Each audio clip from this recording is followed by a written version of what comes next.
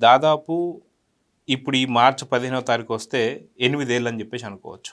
ఈ 8 ఏళ్లలో దాదాపు 6 అనుమానాస్పదులు దాదాపు ఒక 2 సంవత్సరాల క్రితమే కేసు విచారణ గడువు అయిపోయింది కాబట్టి ఇక్కడితో ముగిసిందని చెప్పేసి అన్నారు. మళ్ళీ ఇప్పుడు కేసు విచారణ నిన్నటితో స్టార్ట్ అయింది. మళ్ళీ ఇంకెవరిని చేస్తారు అనేటువంటి ఒక కోణాల్లో జరుగుతుంటే ఇప్పుడు కిరణ్ యాదవ్ వచ్చి నన్ను ఎవరో చంపాలనే ప్రయత్నాలు చేస్తున్నారని చెప్పి మాట్లాడుతున్నారు. సార్ ఏంటి సార్ దీనికి ఒక కొలిక్కి వచ్చే అవకాశం ఎప్పుడుంది? ఎంత ఫాస్ట్గా వస్తే ఈ హత్యలు ఆగిపోతాయని చెప్పి అనుకుంటున్నారు? ఎప్పుడు జరగవచ్చు అంటే ఏం చెప్తారు? మీరు అడిగిన క్వశ్చన్లు, మీరు ఎత్తుకున్న సబ్జెక్టు, దీని గురించి చెప్పాలి అంటే బాగా జ్యోతిష్య శాస్త్రం బాగా అధ్యయనం చేసిన పండితుడు ఎవడని చెప్పాలి. అంతమించి పరిష్కారం కనపట్టాల. ఎందుకంటే వీళ్ళందరూ ఎవరికైతే ప్రాణహాని ఉందో వాళ్ళందరూ జ్యోతిష్యం చూపించుకోవాల్సిన పరిస్థితే. ఎందుకు తెలియదు కదా. ఎవడు ఎటు నుంచి వస్తాడో, ఎవడు ఎటు నుంచి ఏం చేస్తాడో తెలీదు. ఒక కుర్రాడికి బాగా ఉన్నాడు, ఆరోగ్యంగా ఉన్న కుర్రాడికి క్రమక్రమంగా ఆరోగ్యం క్షీణించి చచ్చిపోతాడు. అభిషేక్ రెడ్డి ఎవరో ఉన్నాడు, అది కూడా ఒక డాక్టర్. అతను ఒక డాక్టర్ అయి ఉండి ఆరోగ్యం అట్లా క్షీణిస్తుంది సడన్గా తెలియదు. ఆ వాచ్మెన్ రంగయ్య ఉంటాడు, అతని భార్య ఉంటారు. వాళ్ళు రోజు ఏదో హోటల్కి వెళ్ళి ఏదో ఫుడ్ తెచ్చుకొని తింటారట. పక్కన ఒకరోజు అంతలు విరోచనాలనే పోయాడు. ఇంకా డ్రైవరు, ఇంకా అందరూ ఎవరిని చూసినా కానీ ఏమన్నా సిబిఐ వాళ్ళు ఈ సాక్షులు చనిపోవటం మీద ఏమైనా కేసు నమోదు చేశారా? నాకు తెలీదు, మీరు ఏమైనా చెప్పండి. ఇదే విషయాన్ని వైఎస్ సునీత గారు మొత్తుకుంటున్నారు. ఇంతమంది చనిపోతున్నారు, దీనిపైన విచారణ చేయండి అని చెప్పేసి అని మొత్తుకుంటున్నా సరే ఇప్పటిదాకా లేదు. సాక్షి చనిపోవటం అనేది కేసుకి సంబంధించిన విషయమా కాదా? మరి సిబిఐ మరి వాళ్ళు ఏం చేస్తున్నారు? వాళ్ళు ఎందుకు కేసుని దర్యాప్తు చెయ్యటం లేదు? ఎందుకు లాజికల్ కంక్లూజన్కి తీసుకెళ్ళట్లేదు?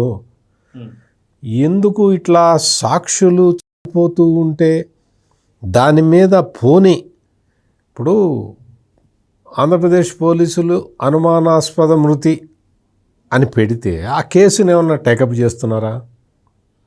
ఏమన్నా దర్యాప్తు చేస్తున్నారా? వాచ్మెన్ రంగయ్య ఎందుకు చచ్చిపోయాడు? లేదు అభిషేక్ రెడ్డి ఎందుకు చనిపోయాడు? లేదు ఆ డ్రైవరు కృష్ణనో ఎవరో ఉంది అతని పేరు, ఎందుకు చనిపోయాడో తెలియదు. ఎట్లా చనిపోతారు?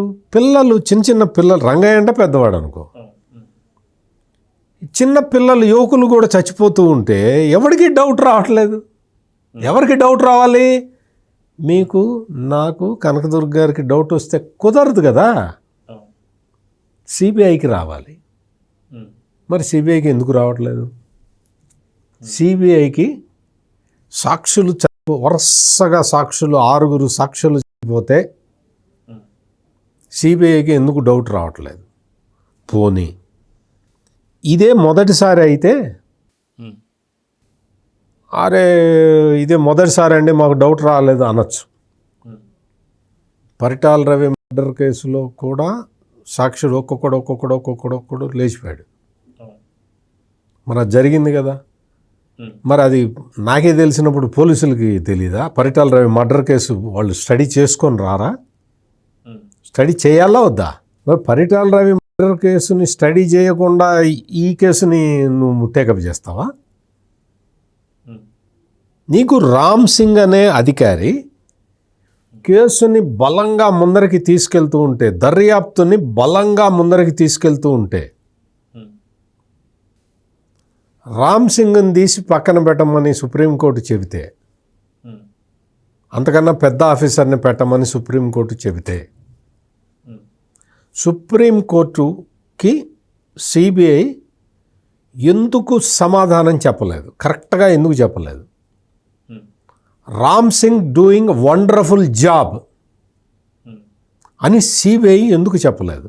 ఇప్పుడు అవతల ప్రత్యర్థులు ఎటువంటి వాళ్ళు అంటే, ఈ కోర్టుల్లో వాదించే అడ్వకేట్ల కన్నా తీర్పులు చెప్పే జడ్జీల కన్నా ఈ న్యాయశాస్త్రం ఎక్కువ తెలిసిన వాళ్ళు ఉన్నారు అక్కడ.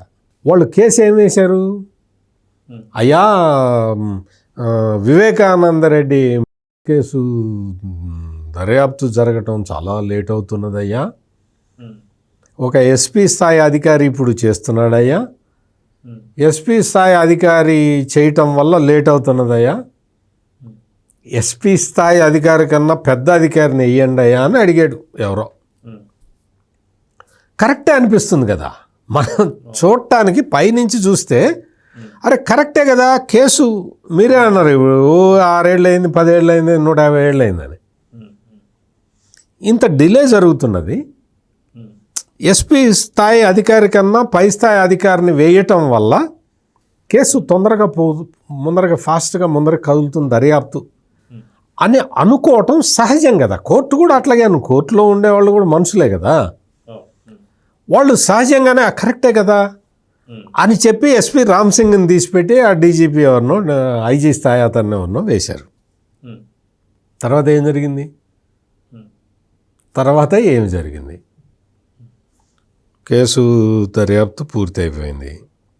మీరు చెబితే మళ్ళీ చేస్తాం, మీరు వద్దంటే ఊరుకుంటాం, మీరు అవునంటే అవును, మీరు కాదంటే కాదు అని రాసి ఇచ్చింది సిబిఐ.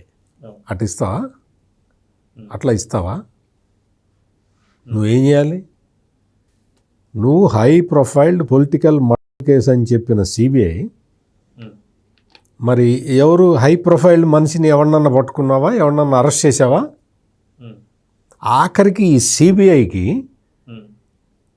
అవినాష్ రెడ్డిని అరెస్ట్ చేయడం చేతగాల. ఆన్ రికార్డు రాసుకొని అరెస్టు చేసాం వదిలేసాం అని రాసుకున్న బ్యాచ్ ఇదంతా వాళ్ళు ఈ సిబిఐ. అంటే నిజంగా వివేకానందరెడ్డి కూతురు డాక్టర్ సునీత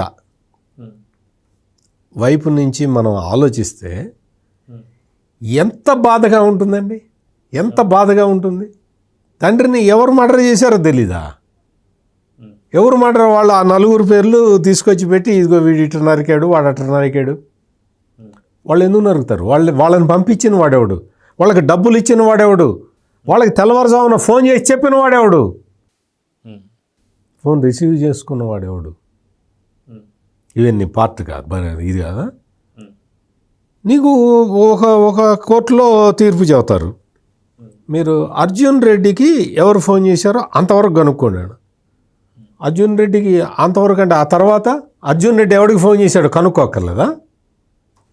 ఇటువంటి పరిస్థితుల్లో మనం ఇంత దారుణమైన పరిస్థితుల్లో సిబిఐ లాంటి అత్యున్నత దర్యాప్తు సంస్థ కూడా ఇటువంటి విధానాలు అవలంబిస్తూ ఉంటే ఇంకా కోర్టు చెప్పాలి నువ్వు దర్యాప్తు చేయి అంటే చేస్తావా? నీ డ్యూటీ, నీ ఉద్యోగం ఏంటి? What is your job? నువ్వేం చెప్పాలి? అయ్యా మాకు ఇంకొంచెం టైం కావాలయ్యా, మేము దర్యాప్తు చేయలేకపోతున్నాము, మాకంత ఎఫిషియన్సీ లేదు, ఇప్పటి వరకు వివేకానందరెడ్డిని అడ్డంగా నరికిన గొడ్డల్నే మేము రికవరీ చేయలేకపోయామయ్యా అని చెప్పుకోవాలి.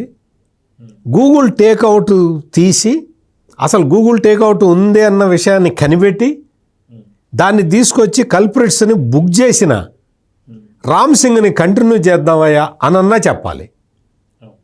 రామ్ సింగ్ మీద కేసు బుక్ చేస్తే జగన్మోహన్ రెడ్డి గవర్నమెంటు సిబిఐ ఏం చేయాలి? సిబిఐ ఏం చేయాలండి? ఏం చేసింది?